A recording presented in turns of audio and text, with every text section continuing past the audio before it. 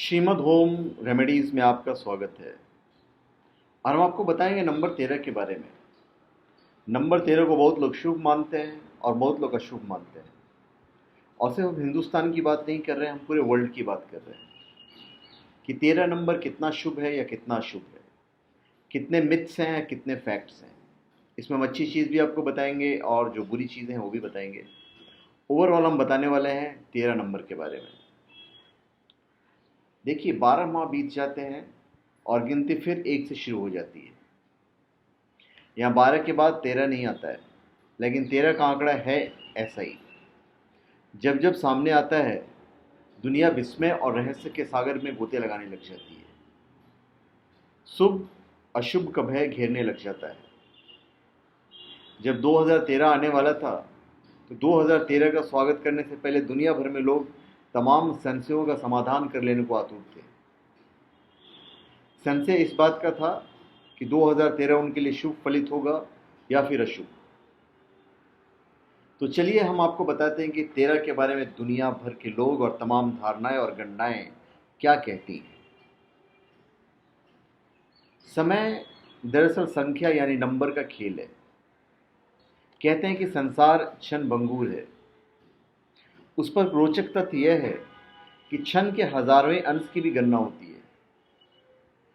यह काल चक्र के रहस्यों से भरे खेल का हिस्सा मात्र है। समय की गति का अध्ययन करने वाले और उसके गूढ़ रहस्यों को समझाने वाले तमाम विज्ञान शास्त्र नंबरों के इस खेल को और भी रोचक रूप से हमारे सामने प्रस्तुत करते हैं। ये उतना अच्छा या बुरा नहीं है जितना लोग प्रस्तुत करते हैं। ज्योतिष शास्त्र को तो मनुष्य के जन्म के समय, तिथि और अन्य संबंधित आंकड़ों की गणना मात्र से उसके संपूर्ण जीवन काल की गणना करने में सक्षम माना गया है। और हमारा हिंदुस्तान का ज्योतिष शास्त्र है भी ऐसा। अगर आपने करेक्ट इन्फॉर्मेशन दे दी अपने बारे में, जन्म तिथि के बारे में और वक्त के बारे में, तो आपकी पूरी जन्म कुंडली निकाल के रख देंगे। समय की गणना करने में अंक ज्योतिष जैसी अन्य विद्याएं भी प्रचलन में रही है। 60 सेकंड का 1 मिनट, 60 मिनट का 1 घंटा, 12 घंटे का दिन, 12 घंटे का रात, 12 महीनों का 1 साल। इस तरह 365 और 1/4 दिन में 1 साल में जीवन 1-1 सेकंड कर घटित होता है। मतलब 365 और 1/4 दिन।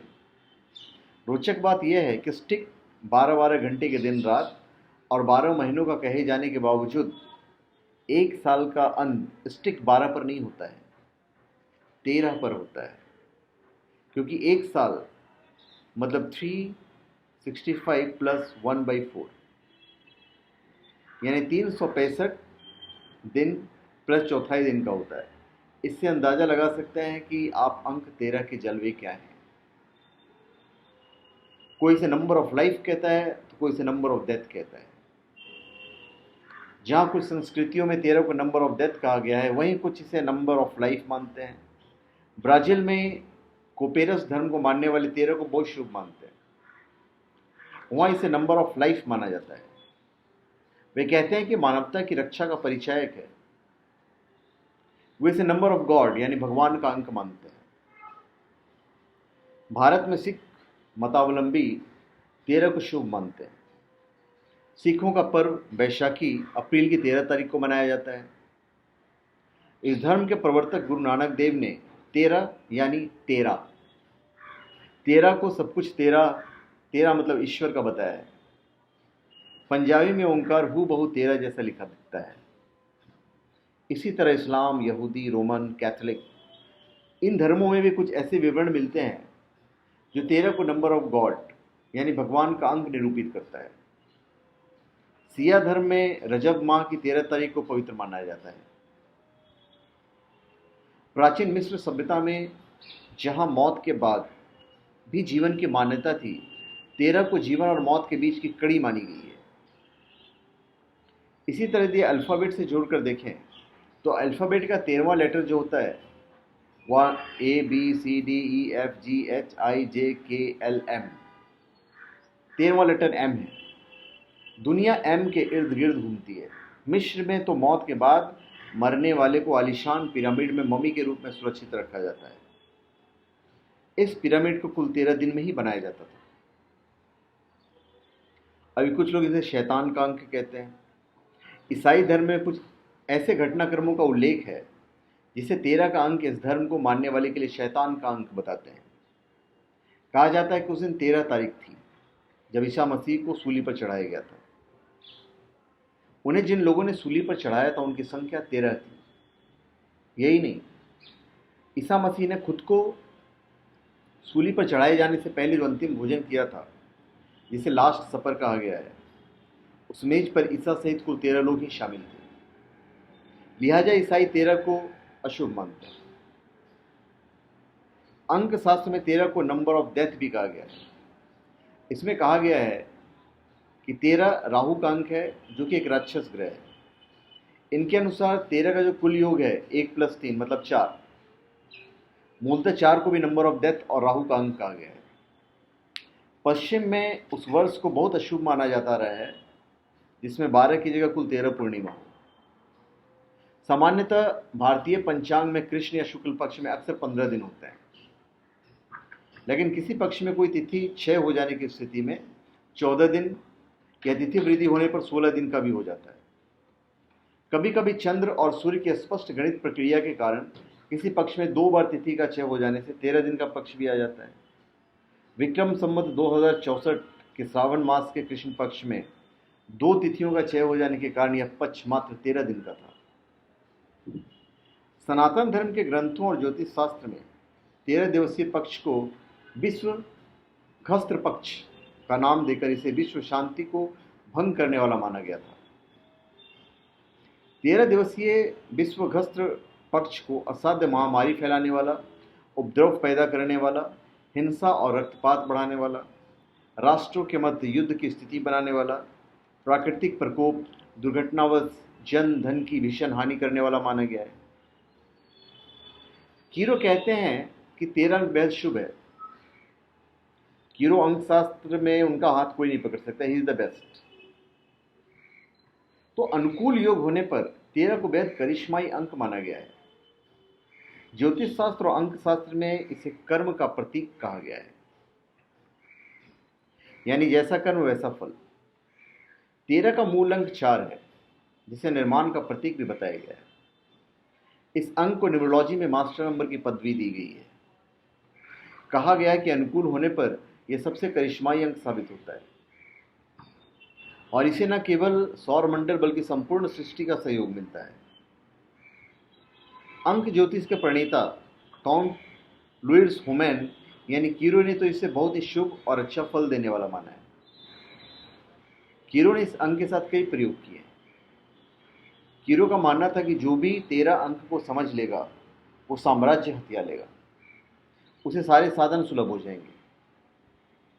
कीरो ने इसका विश्लेषण कुछ इस तरह से किया था कि 13 अंक शक्ति का प्रतीक है, जो हर तरह की परेशानी से लड़कर सफलता दिलाता है। लेकिन इस अंक के लोगों को कोई भी काम करने के पीछे उसके इरादे और नियत दोनों अच्छे रखने होते हैं, नहीं तो बुरे उद्देश्य को लेकर काम करने वालों को यह अंक मिटा देता है। कह सकते हैं कि 13 अंक दुर्भाग्यशाली होता है तो सौभाग्यवाहक भी होता है। इससे जुड़े कई उदाहरण देखने को मिल जाएंगे। इतिहास गवाह है कि महाभारत के ऐतिहासिक युद्ध में 13 दिनों तक पांडव कौरवों से हारते रहे थे, लेकिन 14वें दिन से पांडवों का पलड़ा भारी होने लगा था। अभी शुभ और अशुभ के बीच 13 नंबर क्या है मैं आपको बताता हूँ। पूरब से लेकर पश्चिम तक लगभग सभी संस्कृतियों में 13 को लेकर संशय रहा है। कुछ इस अंक को अशुभ मानते आए हैं तो कुछ शुभ।